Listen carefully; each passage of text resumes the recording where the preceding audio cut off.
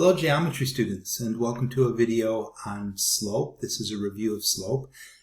First, we look at just a couple of lines without even having a coordinate plane, and just see that when the line is going upward, and it's going upward from left to right, just like you read a book from left to right, that's a positive slope. That's always going to give you a positive number when you're finding the slope of a line that's going up.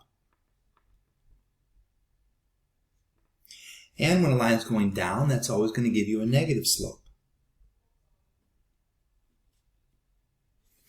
And when the line is going neither up nor down, it's right in the middle, that's just a zero slope. So this is a slope of 0. And when the line is straight down, when you use the slope formula for something like this, you're going to get a denominator of 0. And we know that there's no such number as a denominator, any number with a denominator of 0. So when you get a line that's going straight up and down like that, that means that the slope is undefined. Now, some people use the phrase no slope. And the reason that I don't like no slope, and I prefer that you don't use that in our class, is that because it's kind of confusing whether you're talking about, if you say I have no cookies, it's like I have 0 cookies, right? So it's kind of confusing. No slope can sound like 0 slope. An undefined slope is what people usually mean. So if you had a former teacher that said a vertical line is no slope, you might have seen that. But I prefer not to say no slope, because some students do get it confused and they end up saying no slope when they mean 0 slope. This word is clear. When you say that it's undefined, that means you have a 0 in a denominator. There's no such number. When you say it's 0, that means you have a 0 in the numerator. 0 over any number, that is defined. 0 over any number is 0. So if you have something like 0 over 5, sure, that's a number. That means 0. But if you have something like 5 over 0, that is not a number. That is just considered undefined. So this helps you to see, as far as the numbers, what a 0 slope versus an undefined slope. There is no such number, so sometimes people say no slope, but we're not going to do that. Okay, so we've got our 4 different possibilities. So let's just look at a review of what how you find the slope. And I guess what we should probably do is we should show it in 2 different ways. So we're going to show one way as the slope is the rise over the run. And when you're looking at a graph, that's usually what you're going to think about, is the rise over the run. Okay, when you're looking at from the perspective of having ordered pairs, then you're going to use the slope formula. And you can use the slope formula instead of rise over run, by the way, but we usually won't. And here the slope is just the change in y. So y2 minus y1 over x2 minus x1.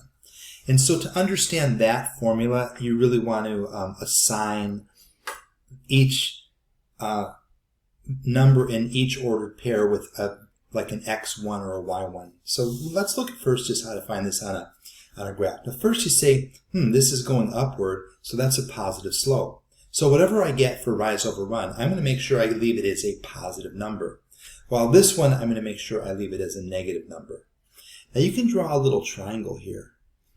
And with this triangle, you can see that the rise goes up 1, 2, 3, 4, and it goes over 1, 2, 3, 4, 5. So therefore the slope rise over run would be 4 over 5.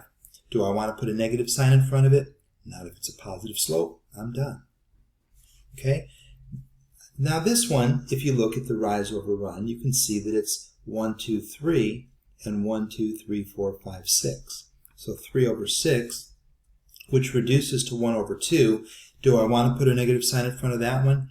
Yes, I do, because this is a negative slope. So it's really negative 1 over 2. Okay? Another way to do this, by the way, is you can start at a point. You can say I go down 3, so that's a negative 3, really. And this is a positive 6, so over in the positive direction. Okay. I prefer just to look at whether it's a positive or negative number. All right. Vertical line, that's an undefined slope. That picture right there looks a lot like that one right there, so that's just undefined. It's nice and simple.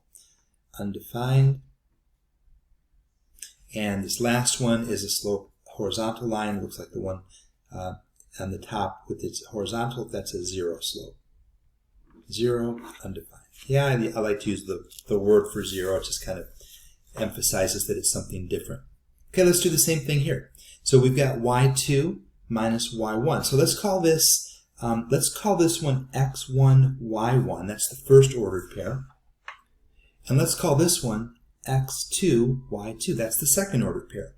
I just assign the values. So y2 minus y1 would be negative 1 minus 5. So the slope, which we sometimes call it m, in this case would be negative 1 minus 5 over 6 minus negative 2. 6 minus negative 2. Be careful with the minuses there. This is negative 6 in the numerator. This is positive 8 in the denominator. And that reduces to negative 3/4. There's your slope. Okay? So again, looking at this one, I'm doing the same thing. So 7 minus negative 3 would be the numerator. 7 minus negative 3. And negative 6 minus negative 11 would be the denominator. Be careful again with those negatives, okay? Negative 6 minus negative 11.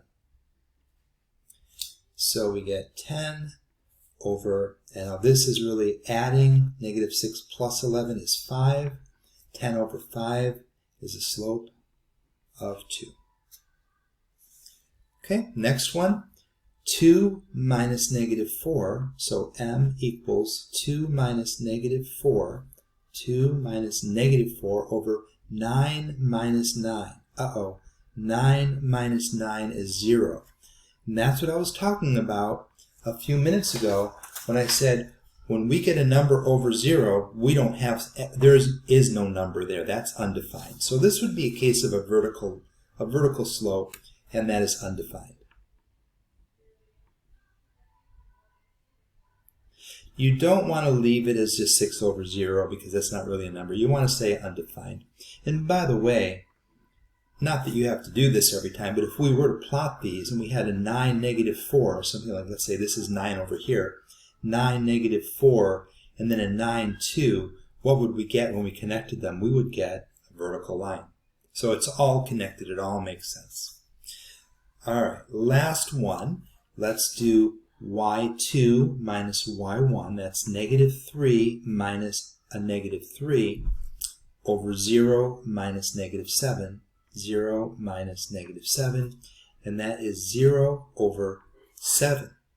And again, let me just refer you to what I showed you over here. 0 over a number, that's defined. It's always 0. It doesn't matter what that number is. In this case, it's 7. Doesn't matter what it is, that is 0. Again, I like to write them out. And there you go. Okay, hope you found this helpful.